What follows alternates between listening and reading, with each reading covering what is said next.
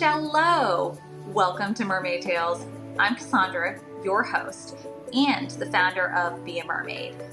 This is our space to share real stories, soul chats, and those deep, magical moments that remind you of who you truly are.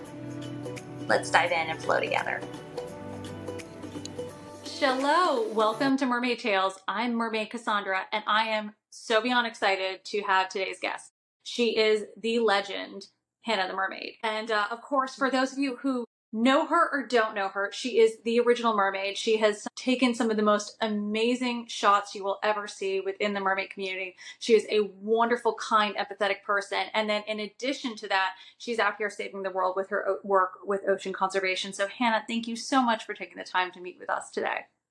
Oh my God, what an introduction. I hope I can live up to half of that. Thanks, Cass. Oh, you are too sweet. I have no doubt you always do and you always will. I mean, this is such a privilege for me to have you on. I had the privilege to get to meet Hannah in person 2 years ago at her amazing retreat that was in Bali and is now in Costa Rica. And it was the most beautiful balance with her partner, Aradia Sunseri, of divine feminine, mermaid magic, learning the ins and outs, but also getting to really learn more about your ocean conservation activism. I think that that is one of the most important things that we as mermaids should be doing and need to do. And we have such an opportunity to bring magic and shed some light on it. So thank you so much for your work on that, because that was really one of the things that really struck with me on that. Absolutely. Like I always say, a mermaid, if you look at the word itself, it means mer of the sea and maid, which is like a servant. So we are literally here to be servants of the sea. And I think that's such a beautiful thing where we can all do our part to make this world a better place. I'm a big believer that we all think that it's the big, ginormous steps to have that positive impact, but it can just be one thing, whether it's picking up trash on the beach, whether it's doing the crazy things you do of sinking to beyond the ocean and bring light to whale sharks or manta rays, or whether it's having a conversation about why you need to reduce down your plastic. I know I've been really grateful to have friends that have encouraged me in that. What do you feel like is one thing everybody can do in order to better protect our oceans? Honestly, at this point, it is down to voting the right way. So we have put these people in power that may not have the best interest of the future of humanity in power at the moment around the world. And so it is so important because our vote's this tiny little thing, but then if we can all make a big ripple effect and change the people that actually make the policies, that's where real change happens.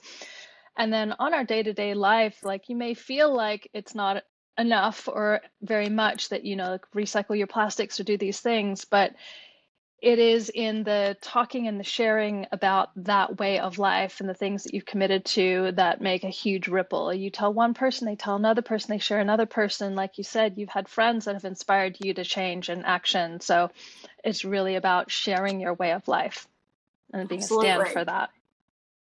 It's so crazy when I think of, so you and I travel a ton, and I feel like when you travel as much as we do, it's so often where you can kind of consume mindlessly, whether it be within the takeout containers, whether it be the one-use water bottles when we're sitting on a plane. One thing my friends really inspired me on is I carry now bamboo utensils everywhere I go. Yeah, there you go. And how easy is that? One little thing. And then you think through then the ripple effects of that. I think it's one of the most beautiful things we can do. If we can commit to one small thing every year, we do not even fully understand the ripple effects. And so thank you for being a constant encouragement on that. Yeah. And, I bring my bottles everywhere, and it's so frustrating when you go to an airport and you're like, please, can you put the drink into this that I've ordered? And they refuse to do it. And I just think if everybody brought their own container and just said, I want it in here, I want it in here, like the public pressure, maybe that would shift because, we're all trying to do the right thing. And then there's these silly rules in place, but it takes everybody asking for the change.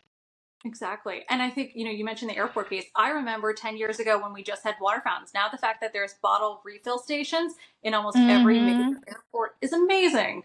That's huge. Yeah, I'm so excited about that. And it's funny, like often in other countries, like we get used to what we have here in America and you're like, that's normal. But then I can't remember where I was, but I got out of the lounge and they had hot water, cold water, tea, like this whole station for people. You're like, well, of course, if you're making everybody pour out their water, you should be providing water for them afterwards. Absolutely. You know, what's funny, I heard, now I don't know how much credence is behind this rumor, but I heard going into next year, at least for the US, we will not have to only be reduced down to 3 ounces for getting the Really? PSA. So fingers crossed on that, because there are so many times where I always carry my my water bottle with me. Now, depending on if it's a fun or a work travel for me, I've got my company branded logo, and then I've got my fun one that's got stickers all over it.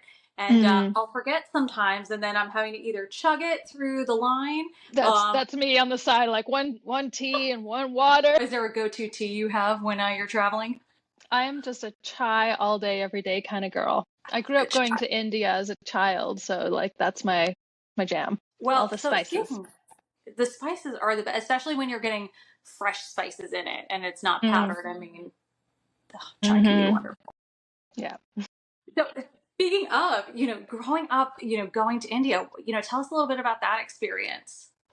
Yeah, I was lucky enough that my mother was really interested in Eastern spirituality. And so she met this meditation teacher when I was only 1 year old, and she had this amazing awakening experience. And she found herself waking up literally, doing yoga postures. And she went vegetarian overnight without even trying. And she was meditating. And so she took us to go and visit the meditation ashram over in India. And I ended up going 9 times before I was 19 years old for like a year or so at a time.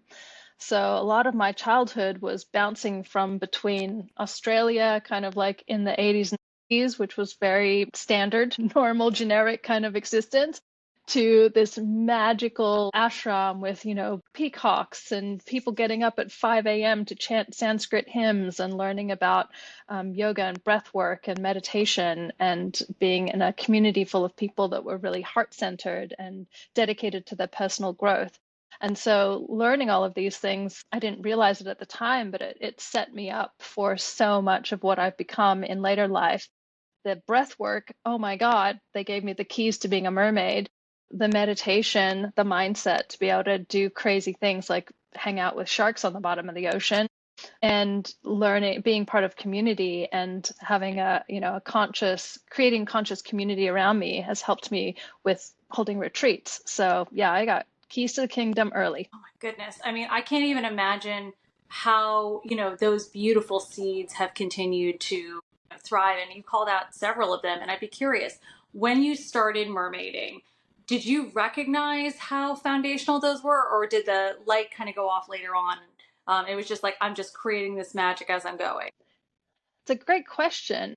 I feel like all of the things that I've done in my life all converged in the moment when I did my first underwater shoot.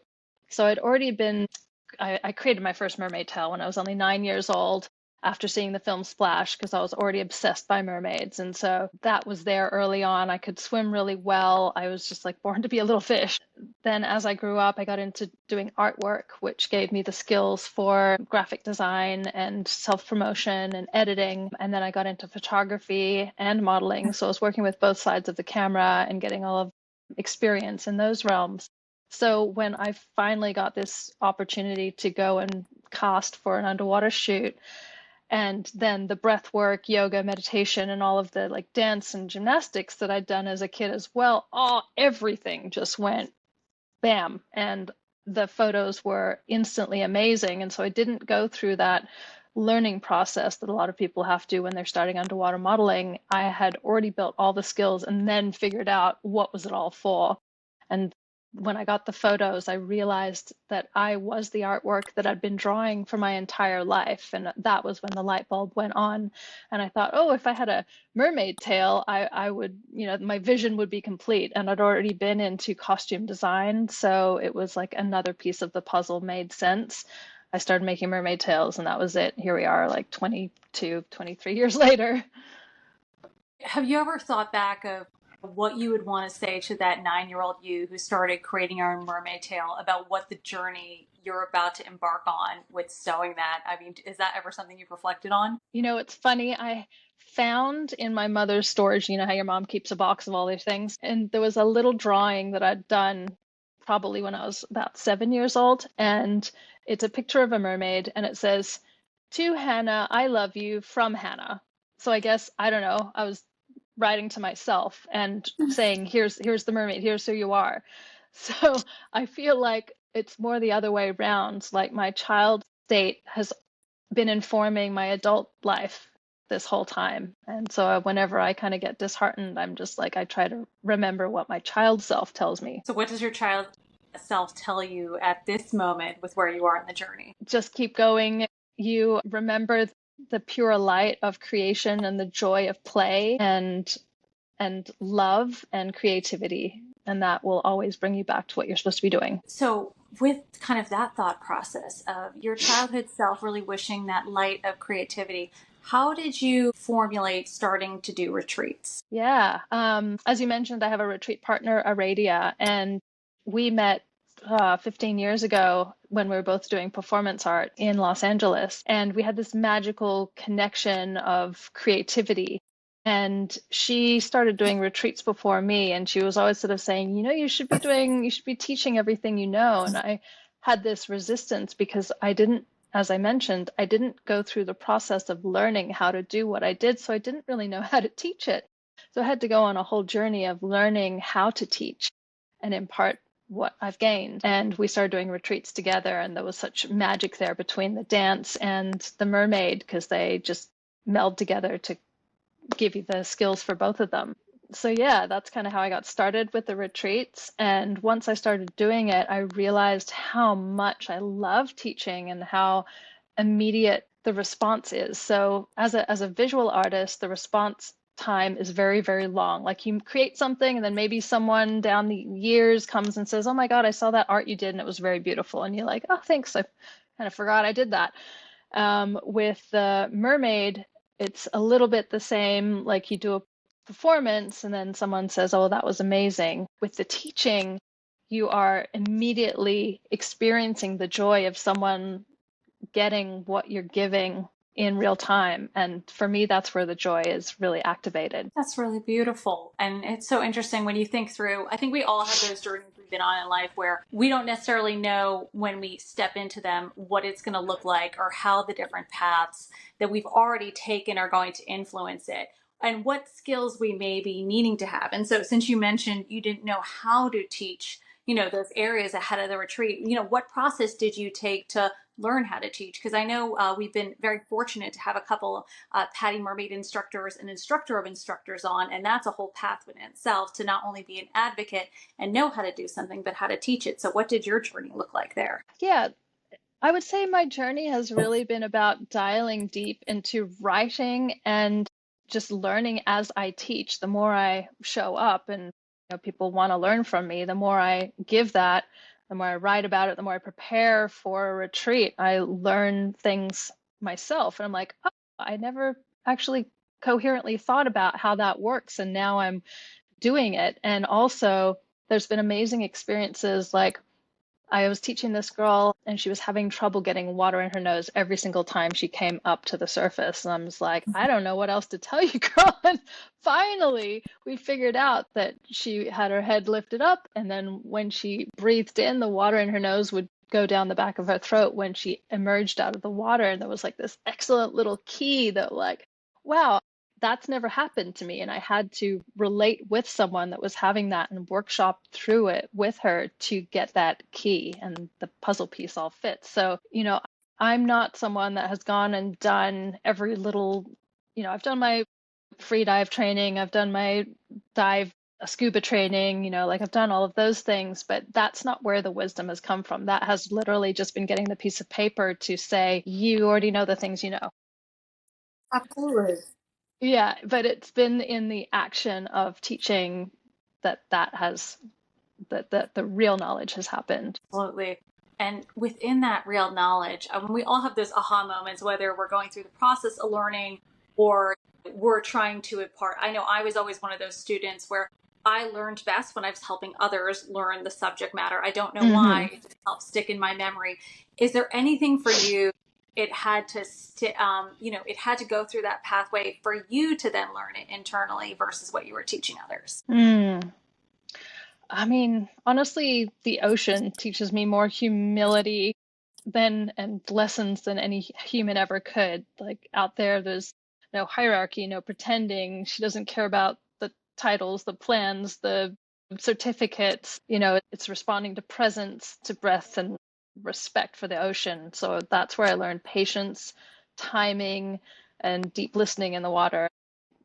Probably the biggest lesson was that strength and softness are not opposites, because the ocean is both. If you miss that lesson, then you get checked real quick. So for me, the ocean is my teacher in a real, real sense. So you've spent decades merging myth and reality as a real life mermaid, which is something I think every person of any age who's experienced the cartoons or live action films and television shows has gone, oh my gosh, I really want to do that.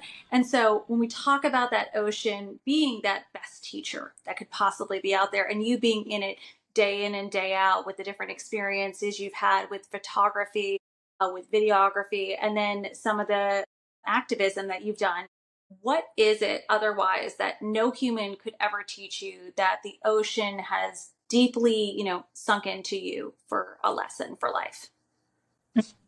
Yeah, I mean, it's kind of what I was just saying. It's like surrender, going with the flow, deep, deep respect and awe and curiosity above all things.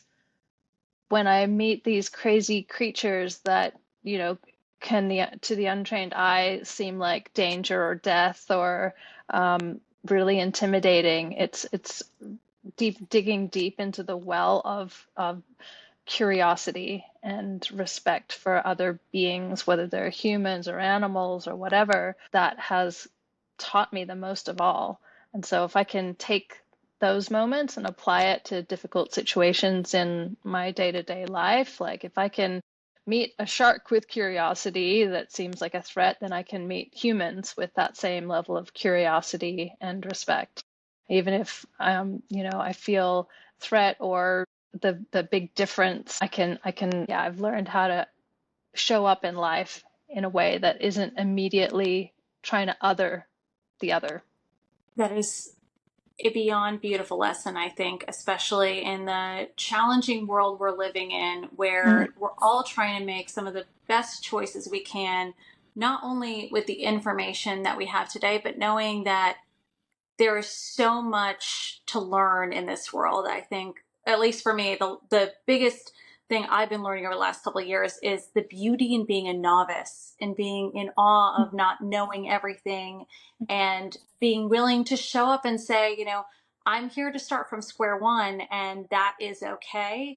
And I can accept that I'm a human within this journey that doesn't know everything, but I want to learn, active participant in making this world a better place, connecting better with humans and the universe. And so, when we talk about Yeah, if that's what, your baseline, like that everything good will flow from that. Like, I don't know everything, and my baseline is I want to show up with love and humility and create connection between all humans and life on this planet. Like, can you imagine the beauty of this planet if we all followed that doctrine?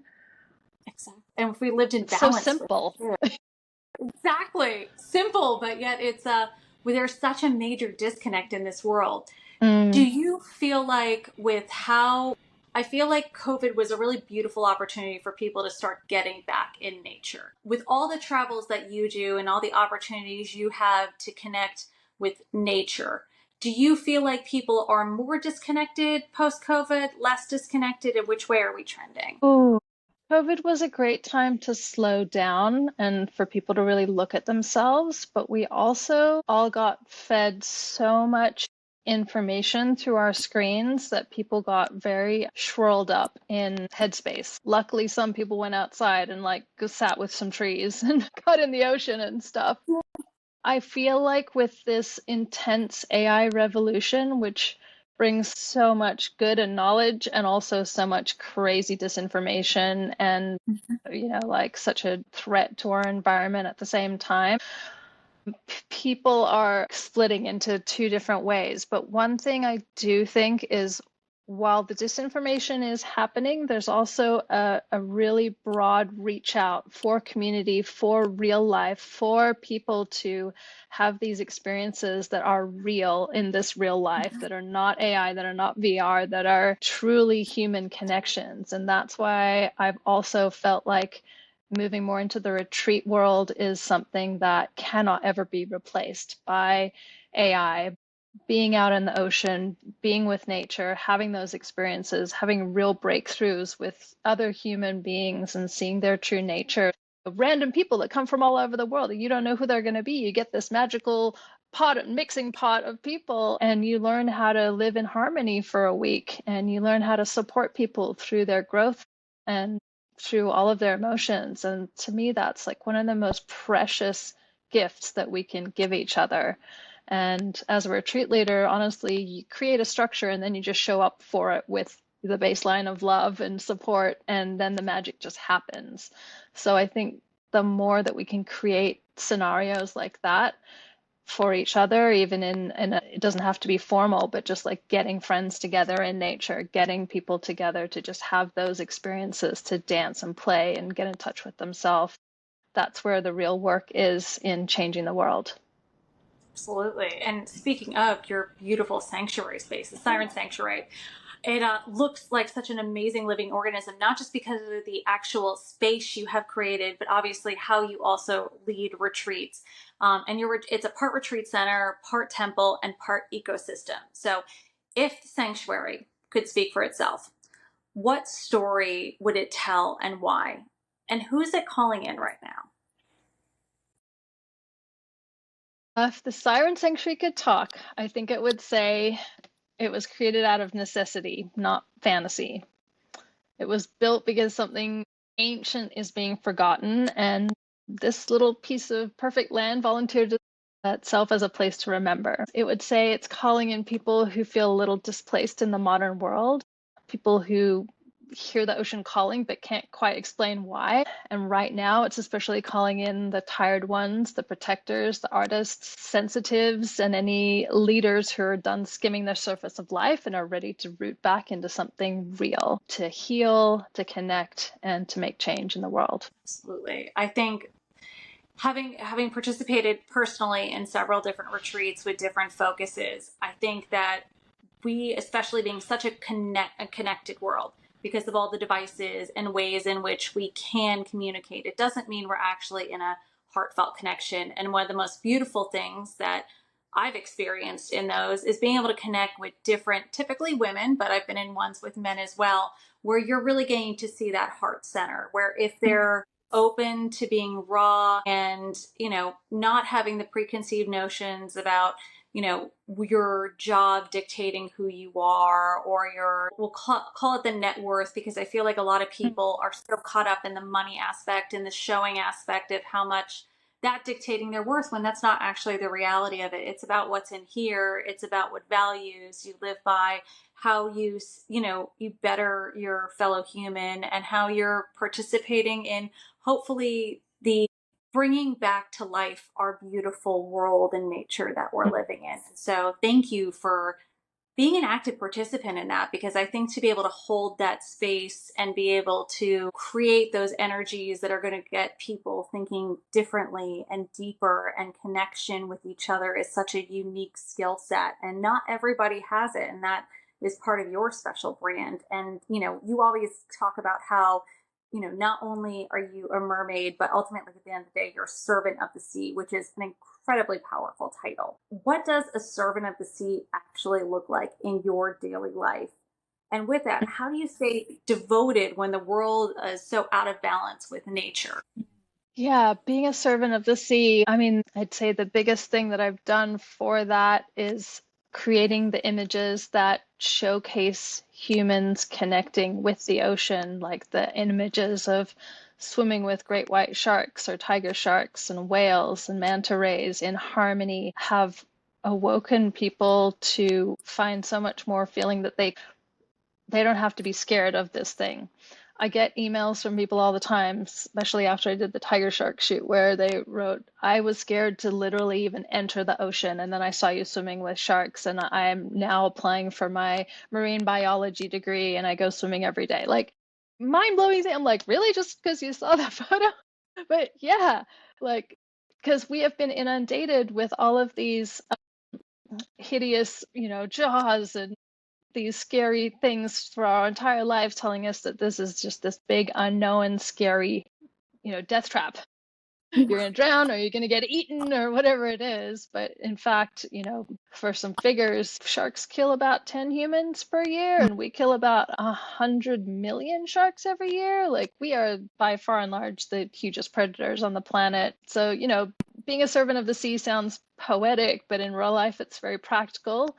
It means I run my decisions through one question. Does this honor the ocean or does it take away from her? It looks like advocacy, education, restraint in, my buying purchases and choices, showing up when it's inconvenient or uncomfortable, or, like putting myself on the line and online saying things that other people might not agree with, copying the flack for it.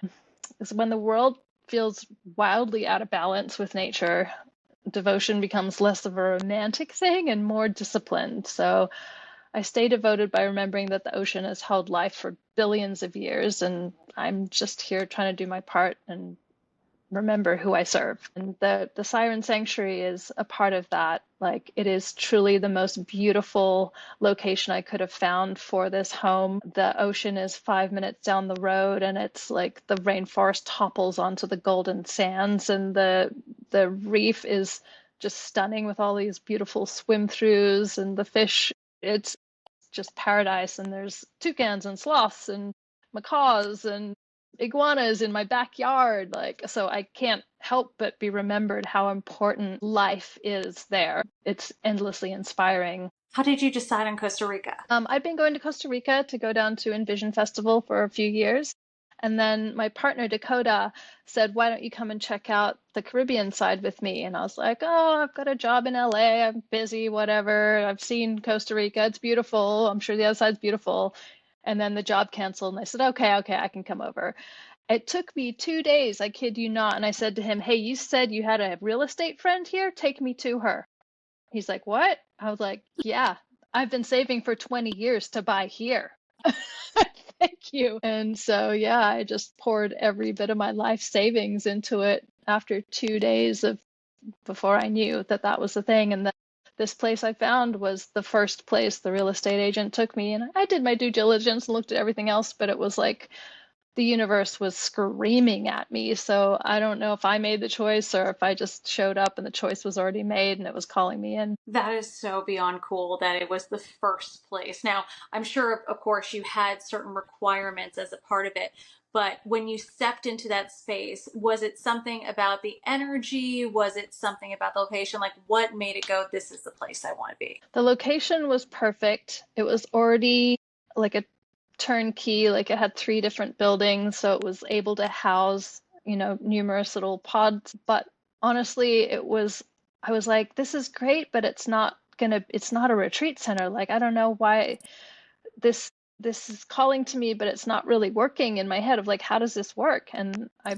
bought the thing and then realized, oh, I have to build a mermaid temple on it. That's the next big mission. So I spent 2 years doing that nonstop. And now it is a retreat center with a big, beautiful 2-story yoga space, dance space. And I completed what it was calling for. It's amazing. So what was Now one of the hard... it's like, literally, it's like, if you build it, they will come. So now y'all got to come. That's amazing. Well, when are you hosting the next retreat?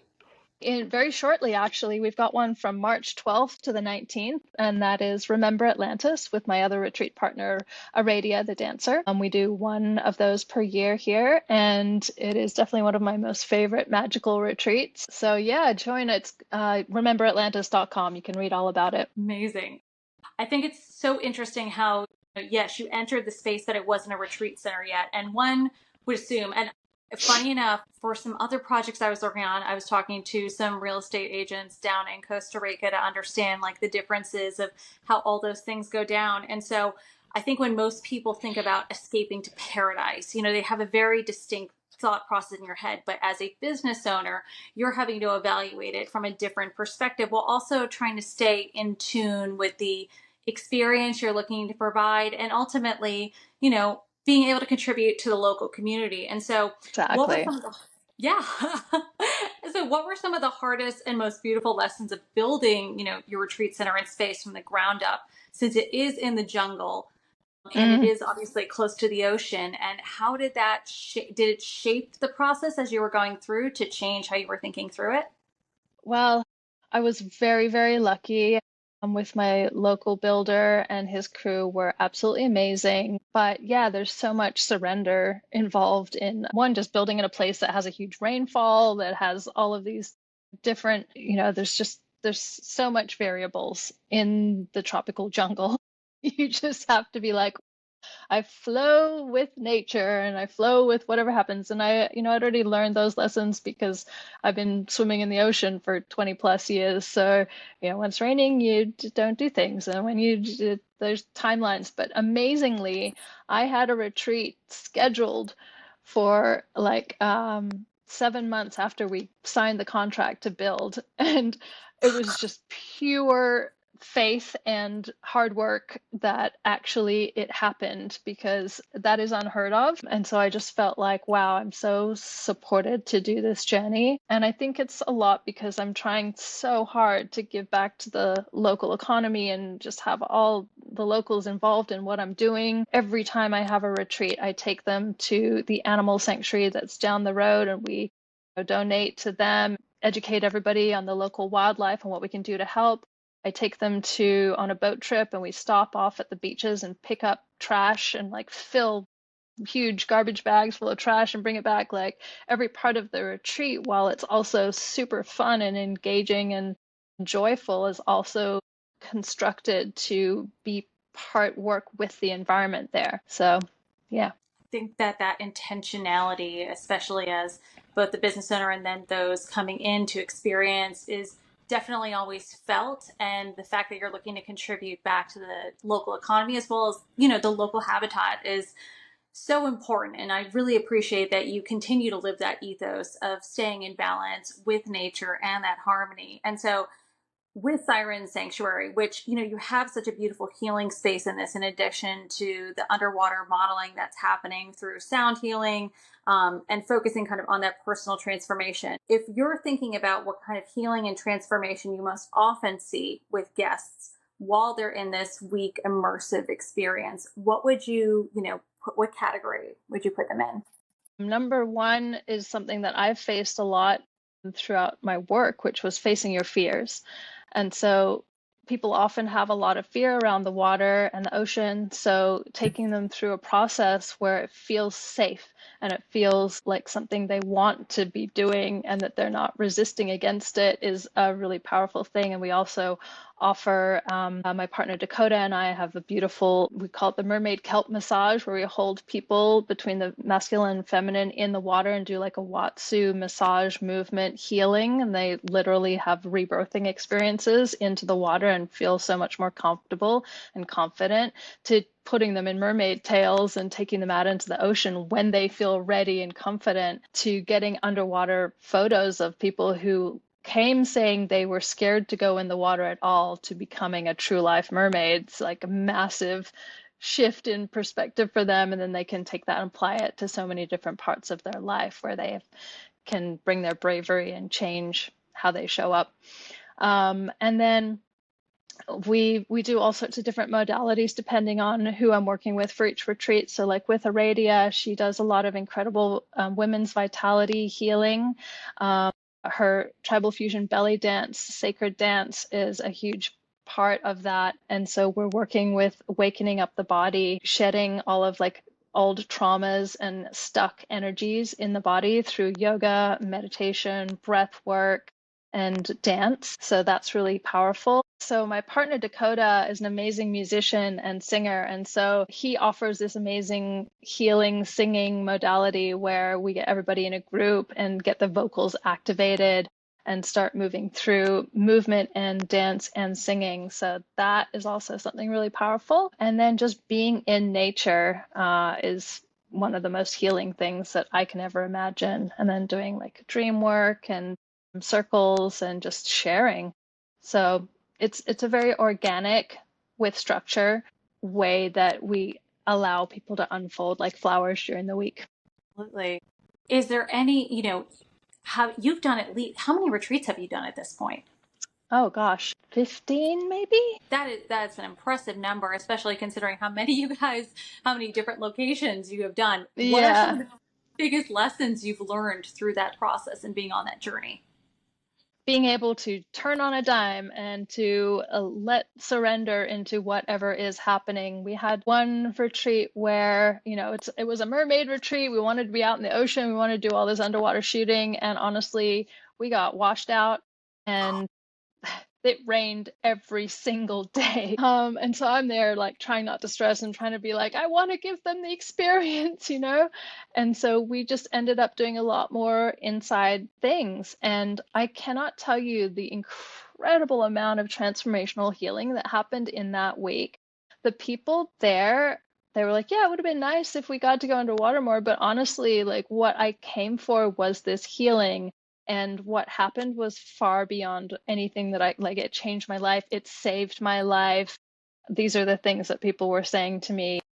And it, yeah, those are those moments where you're like, okay, I'm not in charge. I just show up, I create the space, I hold the energy, and the energy of the universe takes over and gives people whatever it is that they really, really need. And so learning how to flow with that and trust that energy, that when you call people together, that will happen if you show up with love. So I think that is an important lesson in life is being able to flow and being able to pivot, and sometimes recognizing we're not in control. Sometimes those are funny situations. Sometimes they're really beautiful, deep, impacting.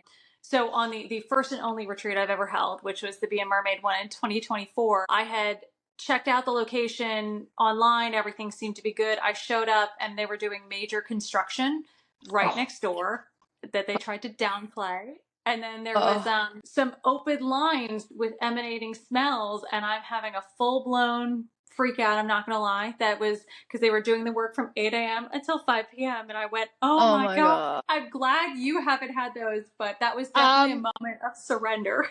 Actually, now you've reminded me, I've had one that was horrendous. We rented this stunning villa in Bali, and we get there and we're just settling down for our like yoga meditation morning practice, and then these hideous sounds. And this is, my mind you, this is like vegan, wellness, all the things retreat. And we hear these sounds like, we're like, what is that? And I go and ask the cleaner or someone that was in the retreat center, and they're like, oh, it's the pigs. They have a pig farm next door. I'm like, my God, we're next to a pig killing farm for a vegan wellness retreat?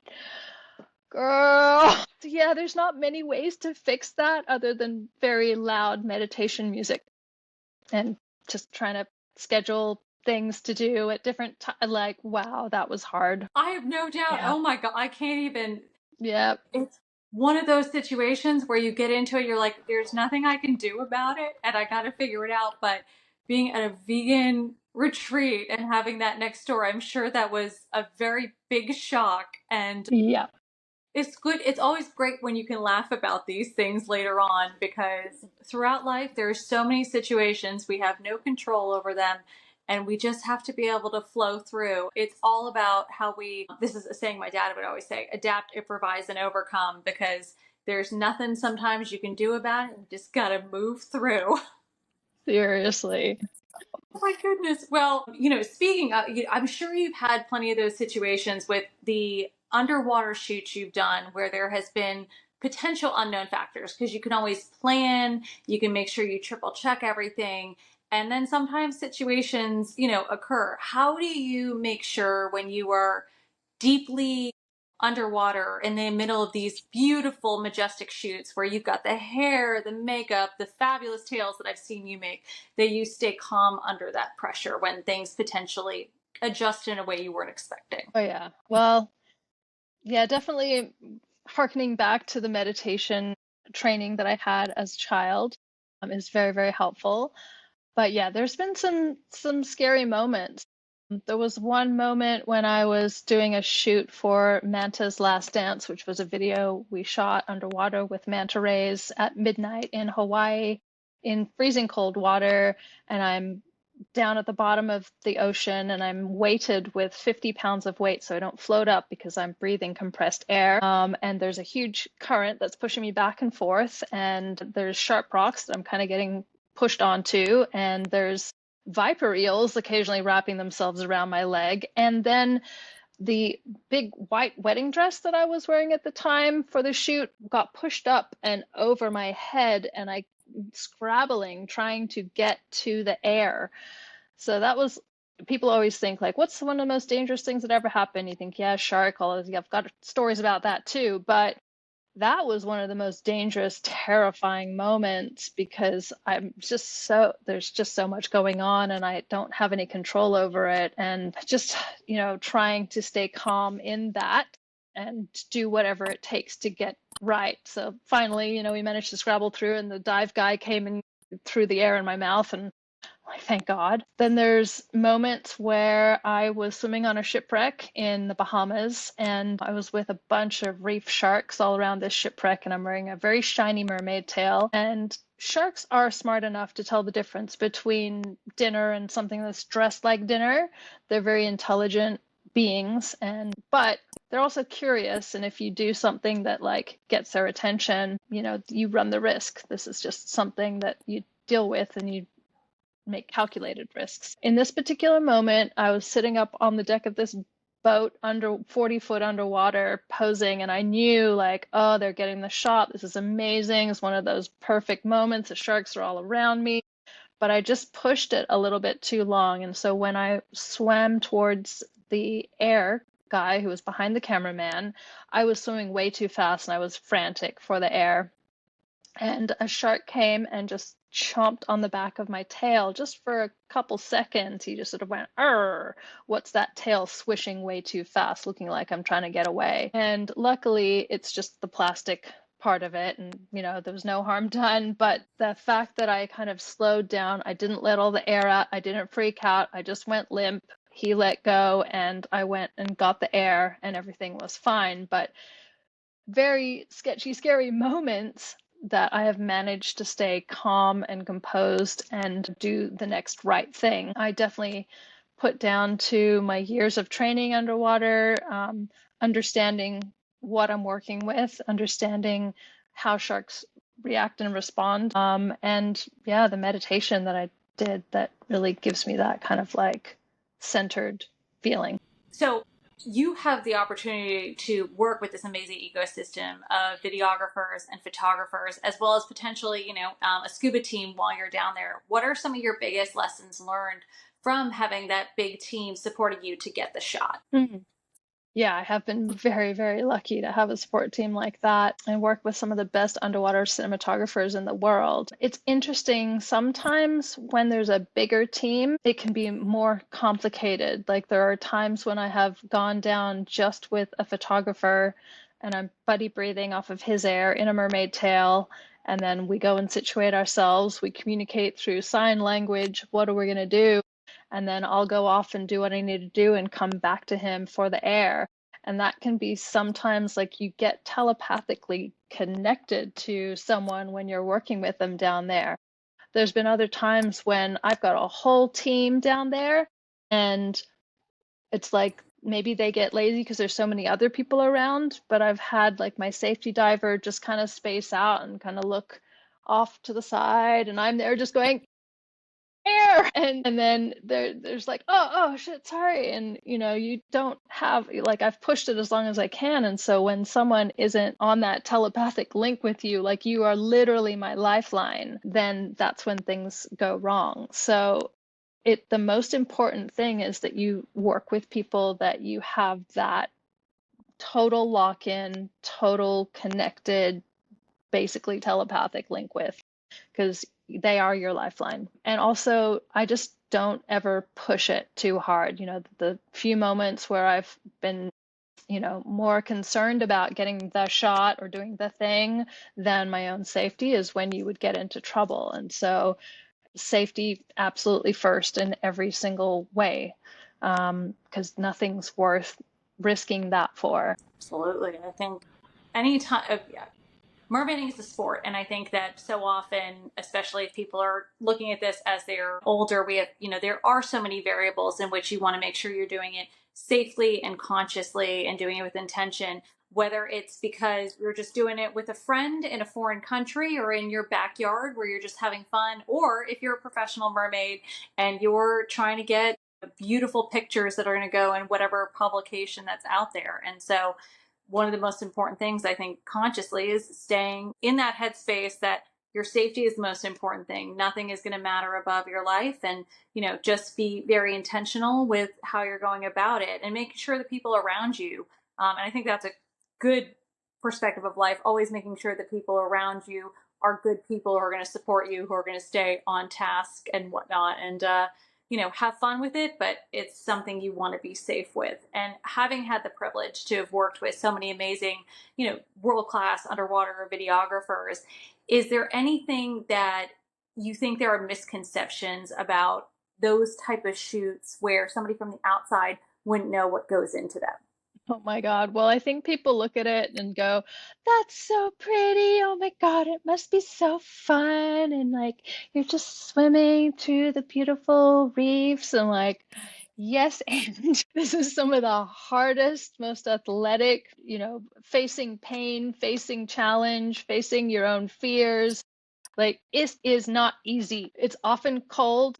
Like, for instance, the tiger shark shoot that I did, where I look like an avatar, I was body painted with waterproof body spray for 2 hours before every single shoot on the back of a moving boat in the wind by a body painter who was getting seasick and really over it, on a boat that was too small with a bunch of men that were all the videographers and everything. Like, wow, that was hard enough in itself. And then I put in these contact lenses that allowed me to see better underwater, but they were incredibly uncomfortable and scratched your eyes and fell out in the water and were extremely expensive.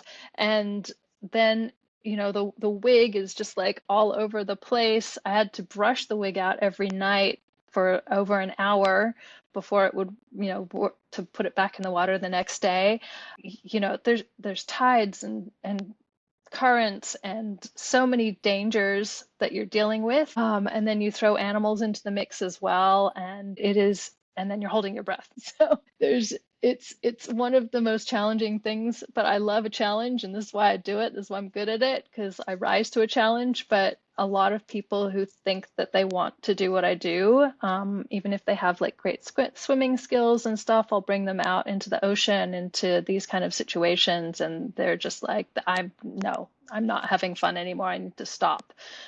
So for myself, I think the driving force has always been, I'm doing this because I'm going to make something that is going to wake someone up to the beauty of the ocean, and it's going to make changes in the world. So I have a really deep drive to overcome any challenges and physical hardship for this, because, that video that we made with the tiger sharks, we were able to get 12,000 signatures on a petition, help change shark culling in Australia. The shoot that I did where I nearly died under the water with manta rays in Hawaii at midnight, with dresses over my head and everything, that was shown at the Convention for International Trade on Endangered Species. And then the delegates all got up and voted 80% in favor of changing the law around protecting manta rays for the first time. So for me, there's like this very strong commitment to what I'm doing beyond the physical challenge, but a lot of people are just not about it. It is a tough job, and not all of us would be up for the challenge on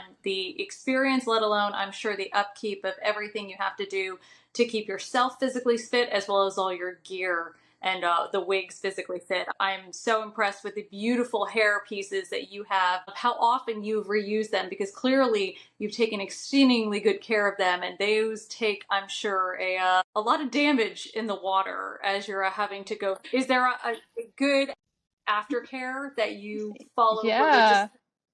Well, I've found now they're making synthetic wigs that you can iron them and like tong them straight again afterwards. You used to not be able to kind of fix them afterwards, but this is amazing. So, I don't want to just keep buying new ones. So I spend a lot of time in just care and, bringing them back to life after each shoot.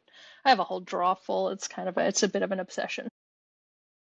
Well, I would personally love to see what that looks like, but I'm sure, for those in the community, none of them will be surprised at that. So, No, so part of the you've mermaid talked life. about exactly the mermaid life of multiple tails, multiple tops, the hair pieces, and then all the fun Yeah, tail accessories. fixing endlessly. Absolutely. Now, do you have any, big events coming up either within your ocean conservation work or places that you're appearing as a mermaid upcoming for this year? Let's see.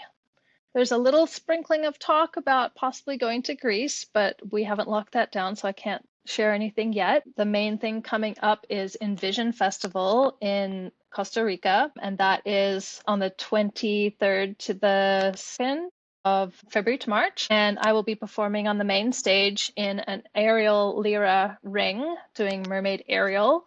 And that's going to be really exciting and fun. And then I will also be appearing on the beach where they have huge beach sunset parties with thousands and thousands of people. And I'll be bringing every other mermaid that likes to come to Envision, and like I'm the kind of glue to pull them all together to have a whole mermaid presence. And then I'll also be giving an ocean conservation talk at the Village show at Envision Festival. So that is my main thing that's coming up. And then I have another retreat in the first week of October called Ancient Waters. And this is the first time that this particular retreat will be offered at Siren Sanctuary. And it's with this new friend of mine called Hope Christofferson. And she is an amazing visual artist, painter that does gorgeous mermaids and fairies. And as a fantasy artist in my younger years, I really resonated with her artwork, and I feel like she does the art that I wish that I had continued doing and done better. And so we're going to join forces and offer art and mermaiding together, and we're going to create mermaid sculptures to place into the sea as coral regrowth centers, and as just as a memorial to the mermaid life in Siren Sanctuary. So that's a super exciting new one as well. Oh my gosh, that's so amazing. I think anybody who's paying attention right now with what's continued to happen with the bleaching of our coral reefs, that opportunity to allow coral to grow and make it fun and make it through art and make it visually stunning as well as these beautiful habitats. I think that that is such a beautiful gift that we as humans can give back to our oceans in a way that it's a value add. It's something where we're creating something new despite everything that's happened, and it's going to create beauty from here on. Is there any ocean conservation efforts that you're going to be leading in the upcoming years ahead, or areas you're looking to target that you're looking to bring a groundswell about? I'm going to be looking more into like the Costa Rica coastline that I'm working with, because there's like turtle regeneration there that I'd like to get involved in. And but on the broader scale, like I've always been very, very focused on specific little, like anti-whaling and don't kill the dolphins, empty the tanks. Like there's all these things that I'm continually supporting and promoting. But honestly, everything is such it's in such dire need right now of massive, groundbreaking world change that I'm trying to focus more on the broadest picture possible and direct people to climate change action, because that's impacting every single one of those issues. And also more about the planetary healing within each person, so that where you can't protect things you don't love, right? So I'm working to really shift the perception that people have of the ocean, because you can scream about these issues all day, but until people change in their hearts and how they respond and react to the world that we live in, it's just falling on deaf ears. that being said, there's all these organizations that I'm continually promoting, which is SaveJapanDolphins.org, Paul Watson Foundation, Blue Sphere Foundation, Only One Foundation. So I have all of those listed on my website. So anyone that wants to kind of tap into the ones that I support, you're more than welcome to check it out. But yeah, I'm focusing on creating beautiful, intentional retreats and awe-inspiring imagery to awaken people's hearts to the ocean and So if global anybody change. wants to follow your journey, follow your retreats, or more about the activism that you're doing, where do they find you? Probably my most up-to-date daily is Instagram on Hannah Mermaid, or if you like to hear more about my political viewpoints, then that's Salty Siren Says. And if you want to know about the retreat center, Siren Sanctuary, Costa Rica are the 3 accounts. And then hannahmermaid.com is kind of like your everything, this is what I do online. Amazing. Hannah, thank you so much for taking the time with me today. It's been so wonderful and enlightening hearing about all the work you've already done and knowing how that is creating groundswell on your journey ahead with the sanctuary, with your conservation, with continuing to inspire not only the current generation of mermaids through your beautiful artwork of being in the water, but also what that means for the future. So thank you for continuing to be such an amazing person within this space and continuing to be the most amazing mermaid out there as well as the original. We appreciate you. Thank you, Cassandra. Thank you for being such a sweetheart. And I hope we get the chance to swim together again. And I applaud what you're doing with this platform. Thank you so much for being a voice for change. Thank you, Hannah. I appreciate it. All right, I'll see you on the next swim. Take care. Thanks for hanging out with us on Mermaid Tales. I hope something here spoke to your heart. If it did, share it with a friend and come back soon. I've got so much more to tell you. I'm Cassandra, the founder of Be a Mermaid, and I'll catch you on the next wave.